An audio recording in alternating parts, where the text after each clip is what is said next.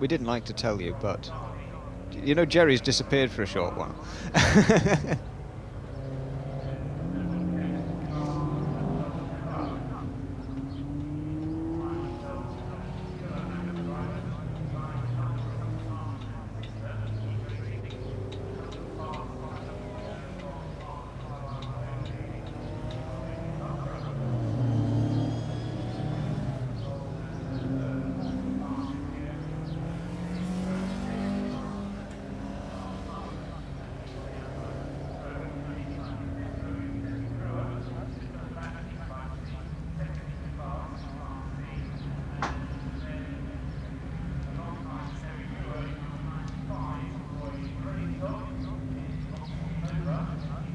And rolling onto the front row of the grid for the Toyo Tyres Super Road Saloon Championship, it's number 42, Alan Everett in the Ford Escort with the 2-litre highly tuned RS2000 engine alongside the Talbot Sunbeam of Mark Wyatt. That's the Lotus engined Talbot Sunbeam, another one of those on third place on the grid. That's Eric Crawley in car number 43. He's the man that builds the gearboxes for Mika Hakkinen and Johnny Herbert's Lotus Grand Prix cars. Alongside him, the very quick Ford Fiesta in Class C. 1700 car of Tim Watson as the lights go to green and taking a flying start. It's number 42, Alan Everett. The two Sunbeam Lotuses slotting in behind him. The front-wheel drive Fiesta scrabbling for grip of Tim Watson in fourth place.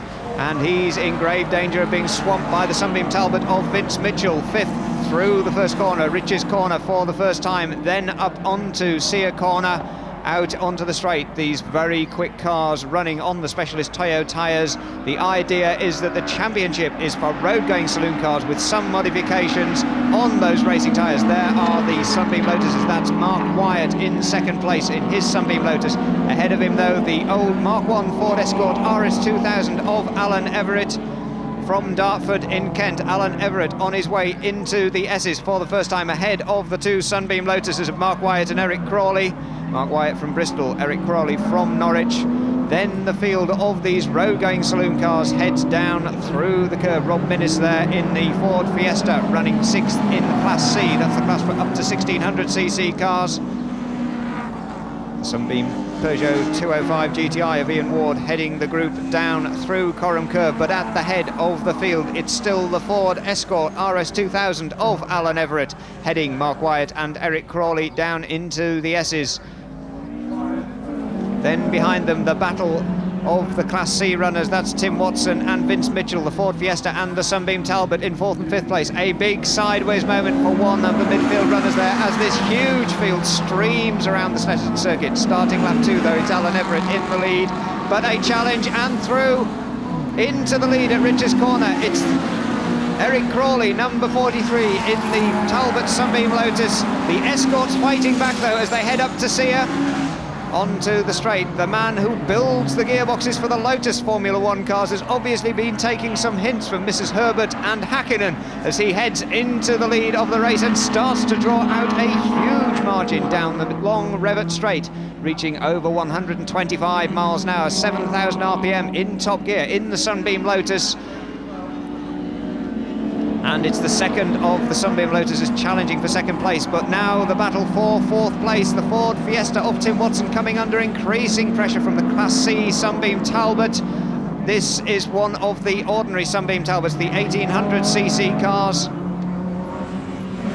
That's Vince Mitchell in that fifth place, challenging Tim Watson. He's aiming for that fourth as they head down through the Coram Curve. He's trying to close up into the braking area for Russell.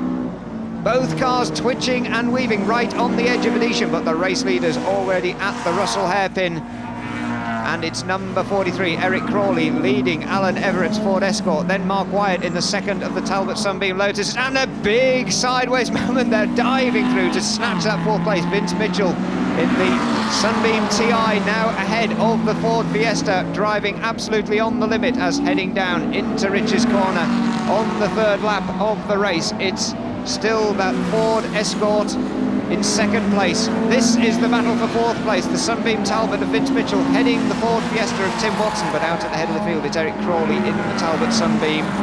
Then the Ford Escort of Alan Everett, then Mark Wyatt in third place. Then this battle for fourth and fifth positions. The the Sunbeam Talbot now starting to pull away from the Ford front-wheel drive Ford Fiesta XR2i. There's number 75, Vince Mitchell. Man from Leicester driving the Modella Tune Talbot Sunbeam TI. And you can see already the bigger cars in the over 2 litre class are already starting to pull away. There's the Sunbeam of the Leicestershire man, behind him the Ford Fiesta of Tim Watson. Through the S's, down to the bomb hole under the bridge. This is the bomb hole, the slightly banked corner. You turn in late, you get on the power early, then it flicks you out, sideways out over the white line on the outside of the corner, heading round the Coram curve. The top 3 though, and it's still Eric Crawley leading Alan Everett and Mark Wyatt. The Sunbeam Lotuses sandwiching the Mark 1 Ford Escort RS2000.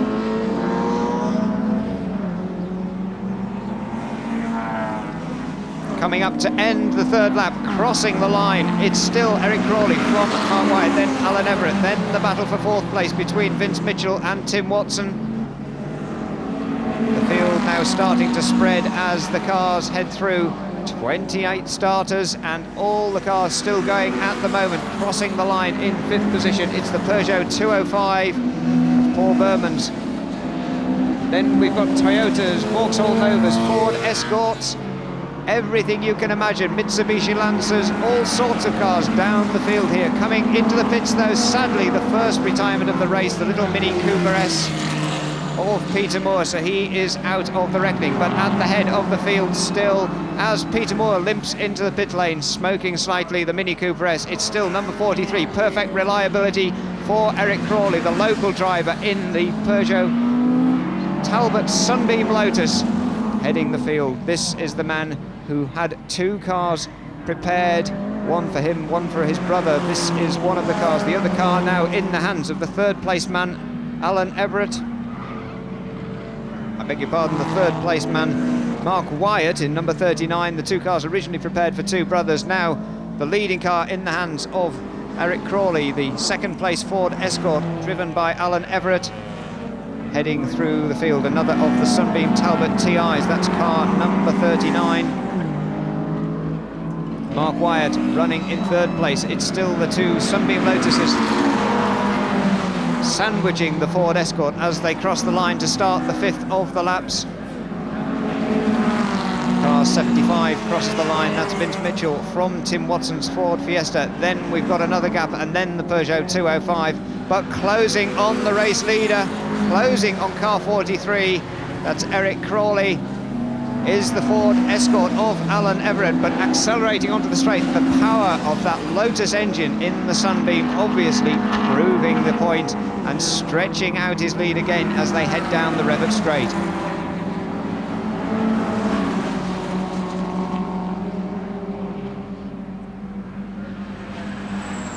And Ian Ward now in 6th place in the Peugeot 205, but at the head of the field it's the older Peugeot Talbot car, the Talbot Sunbeam still of Eric Crawley, number 43, through the S's down to the bomb hole.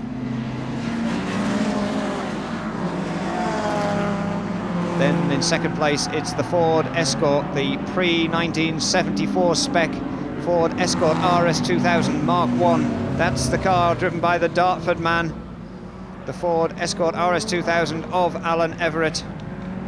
Alan Everett, one of the perennials of this series, currently running in 2nd place in the championship. But where he stays now, where he finishes now, could mean that he could be taking the championship lead, because absent from this race is Boston Rutter, championship leader in Class B at the moment. And they're crossing the line now, and just 1 second separates Eric Crawley from Alan Everett.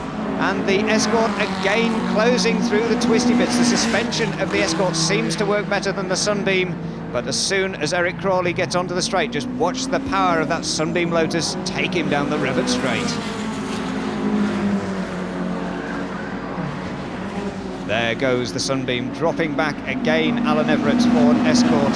But Alan Everett, if he finishes ahead of the 3rd place man Mark Wyatt from Bristol in the 2nd of the Sunbeam Lotuses, he is going to move into the championship lead. That's what he's aiming for.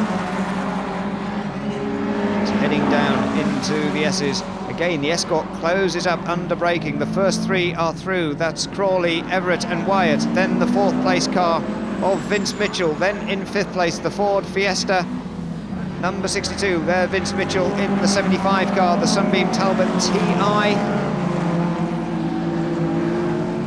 But through the Coram Curve, these are the three race leaders, and at the head of the field it's still local man from Norwich, Eric Crawley in the Talbot Sunbeam Lotus.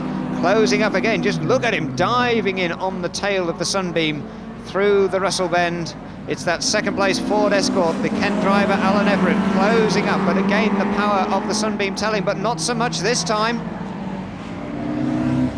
Alan Everett holds the Sunbeam down the start-finish straight. He's looking wide, he's looking at the outside. They've got a back marker to pass. This could be the chance for Alan Everett.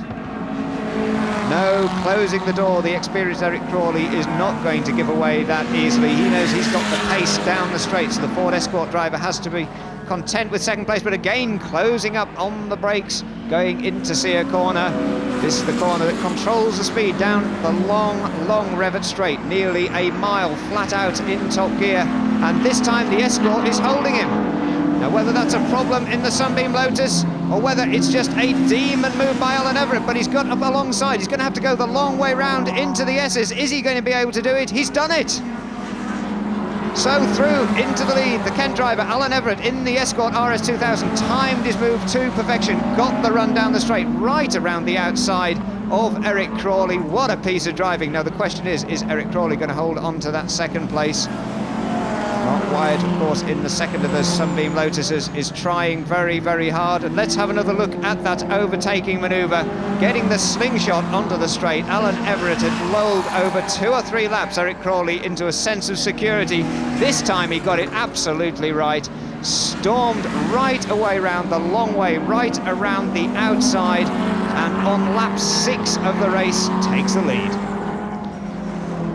Coming up now to complete lap 7, the battle for the lead is still on, and it's still number 43 and number 42 side by side as they head across the start-finish line, starting their 8th lap. And Alan Everett holds on to the lead. He holds the tighter inside line. Eric Crawley can't do anything about it at the moment. Mark Wyatt still on that holding brief in 3rd place, the second of the Sunbeam Lotuses. Then it's Vince Mitchell's Sunbeam TI in 4th place, Tim Watson in 5th. But a big moment this time, running wide out of Sear Corner, getting it onto the dirt. You can see him moving across, trying to block him. Alan Everett is really fighting for survival in the lead of this race. Eric Crawley trying to do to him what he had done to him 2 laps ago, and he's done it this time, sneaking down the inside into the S's. The Sunbeam Lotus earlier onto the brakes, trying to go side by side through the S's. Well, very brave driving indeed by Alan Everett, but he's lost the lead. Back into the lead, it's the Norwich driver Eric Crawley in the Sunbeam Lotus. This really has brought this race to life. The battle between the 2 leaders, Eric Crawley and Alan Everett. The Talbot Sunbeam now leading the Ford Escort. Mark Wyatt still in 3rd place in the second of the Sunbeams. Drifting round the Coram Curve, the tail sliding wide on the Sunbeam Lotus. Perhaps doesn't have the more agile handling of the 2 cars. You can see there Eric Crawley's fighting the car as it snakes under, braking for Russell. Out of Russell Corner as a car pulls off to retire on his outside. That hasn't slowed him, though.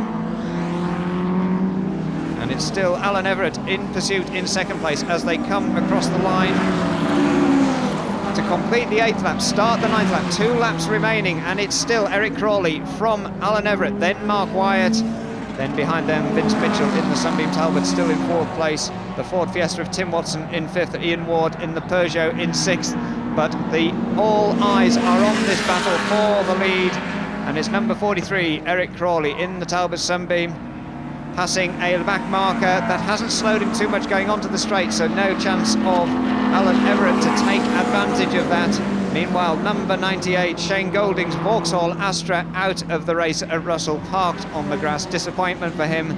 But look at the battle down the Revet straight. And it's number 43, Eric Crawley, still holds on to that lead through the S's, whether he's now got it all under control. But there again, the wily Alan Everett let him build up a sense of security last time, then dive through to snatch the lead, but he's only going to have just over 1 lap to do it in, as they're coming up to complete their 9th lap now, down through the Coram Curve, heading down towards the very tight right and left for Russell Bend, down the gearbox, down from 5th to 4th to 3rd to 2nd, down even into 1st gear in the case of the Ford Escort, fighting for traction, stopping the wheels spinning out of the Russell Bend, then accelerating up to 100 miles an hour as they come up to cross the finish line to start the final lap, and still in the lead, it's number 43, Eric Crawley. Then it's in 2nd place, it's still Alan Everett in the Ford Escort, but again closing up on the tail. He's closing on the tail of that Sunbeam Lotus as they head down out of Riches into Sear Corner for the final time. And the Escort might well be able to do it. He's already proved he could match the Peugeot Talbot Lotus Sunbeam down the straight, but this time though, Eric Crawley looks as if he's got it under control. The man from Kent in the Ford Escort, Alan Everett, may not be able to take that victory that he was aiming for, but even so, this could still move him into the championship lead. But a back marker there, the Toyota moving out of the way for both of the cars. He's determined not to spoil the action as they head down into the S's for the final time, and at the head of the field it's Eric Crawley, the man who normally helps the Grand Prix aspirations of the Lotus drivers, of Mika Hakkinen, of Johnny Herbert, now proving his abilities as a racing driver in his own right. But Alan Everett's closing again in the Escort. He's looking down the inside through Coram. This is flat out in top gear. And the little Mini Cooper S, Peter Moore, he's rejoined. He's now a lap ahead. He's going to be gobbled up by the Sunbeam. Now that's going to slow the Sunbeam through Russell. This could mean a last lap chance for the Ford Escort. Heading up to the start finish line, the checkered flag is being readied. The Mini is now pulling over. He's trying to get out of the way as the two leaders come up to the line. And taking the checkered flag, a very well run race by Eric Crawley. Alan Everett in the Ford Escort takes 2nd place. The second of the Sunbeam Lotuses of Mark Wyatt comes across the line in 3rd, ahead of the Sunbeam TI car number 75 of class winner Vince Mitchell, ahead of the Ford Fiesta of Tim Watson. And that means that although Eric Crawley is the race winner, Alan Everett, the Ford Escort driver, will now move into the championship lead. So the championship leader now, the 2nd place man there, Alan Everett. But what a race to victory for number 43, Eric Crawley. So there, the new championship leader in the Toyo Tyres Super Road Saloon Championship, the Ford Escort Mark 1 RS2000 of the Dartford man, Alan Everett.